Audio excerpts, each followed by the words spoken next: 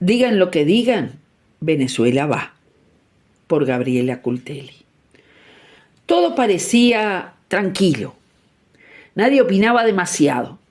Parecía que las aguas se habían aplacado un poco en virtud del crecimiento económico que estaba logrando el pueblo venezolano y muy a pesar del bloqueo, de los robos de los cuales fueron víctimas, oro en Londres, avión de Conviasa, intentos de robar el Esequibo, etc. Pero hubo un problema.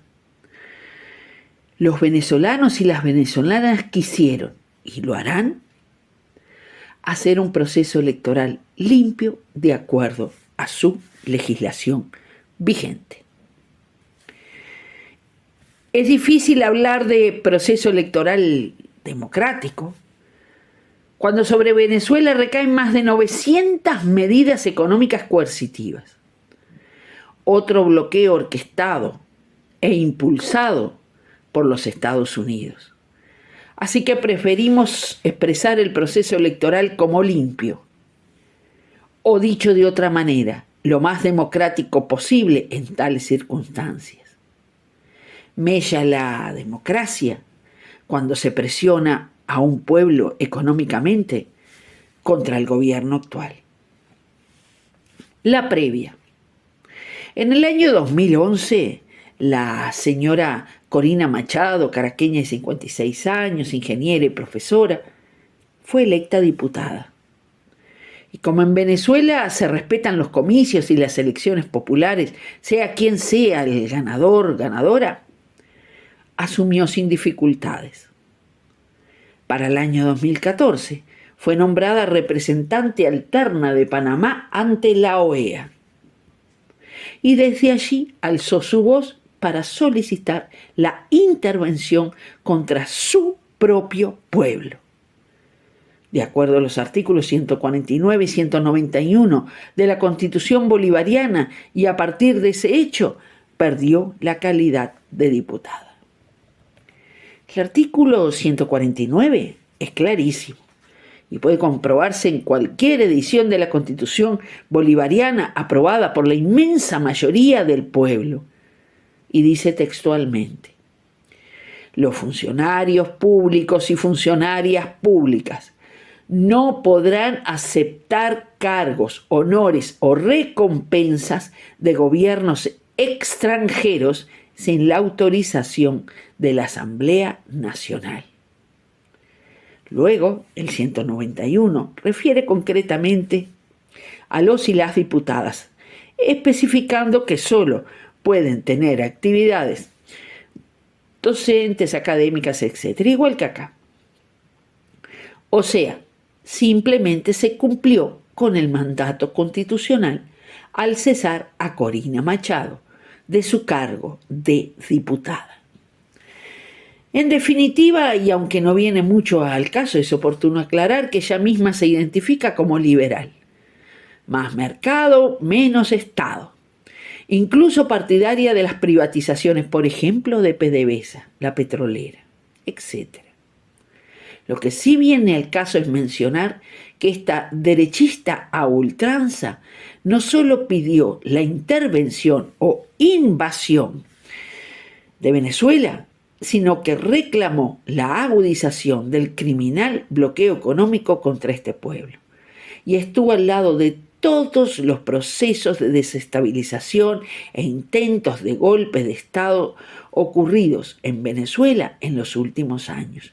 Desde el primero contra Chávez, en el 2002, 18 muertos, hasta las desestabilizaciones de Guaidó y las guarimbas de 2017, 163 muertes y mucho más.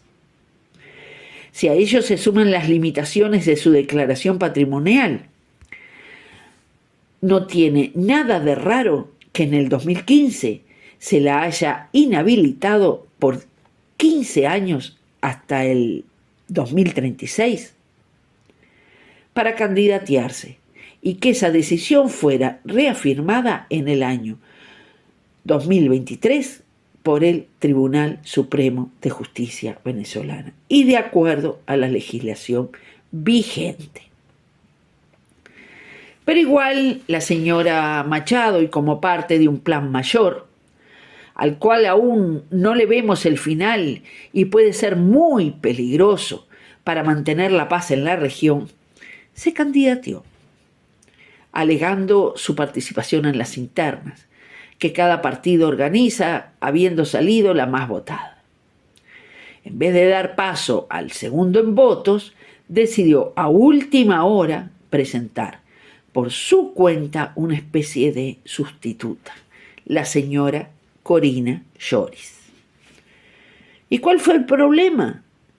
Que en ningún país del mundo, tampoco en Venezuela, una persona se inscribe como candidata o candidato a presidente de la República así como así, o porque alguien lo diga, pues siempre hay leyes que reglamentan estas cosas. Y ahí empezó otra arremetida mediática. La verdad es que el artículo 47 de la Ley Orgánica Electoral establece 4 formas de postulación. Presentarse a través de organizaciones, partidos políticos reconocidos, presentarse por comunidades indígenas, presentarse por grupos o por iniciativa de ciudadanos.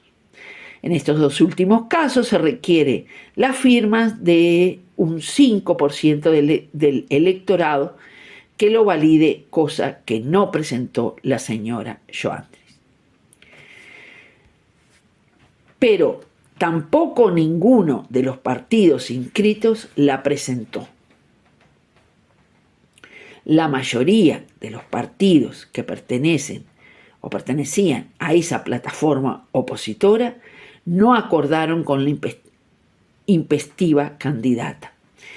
Y 2 de ellos eligieron presentar otros candidatos. Por ejemplo, el señor Manuel Rosales, gobernador actual de Zulia, donde el chavismo perdió las elecciones pasadas y, como debe ser, reconoció su derrota y el ilustre gobernador continúa en su puesto hasta hoy. Otro en anotarse fue el opositor Edmundo González, quien fuera embajador en Argentina hasta 1999 y también en Argelia. En fin, los líos internos de la oposición venezolana en los que no corresponde meterse, pero ya que tanto se meten, deberían al menos mencionarlos. En síntesis, sintetizando, terminado el periodo en marzo pasado de varios días para la inscripción de precandidatos, se postularon un total de 13, todos de la oposición menos uno, el oficialista Nicolás Maduro, que llegó a ello no solo a través de múltiples asambleas populares, sino con más de 4,5 millones de firmas acompañándolo. Pasan muchas otras cosas en Venezuela. Por ejemplo, maravillan los procesos de constitución y fortalecimiento de las comunas, sobre las cuales hemos publicado más de un artículo en este mismo medio. Y eso para nombrar, como dije, algún ejemplo.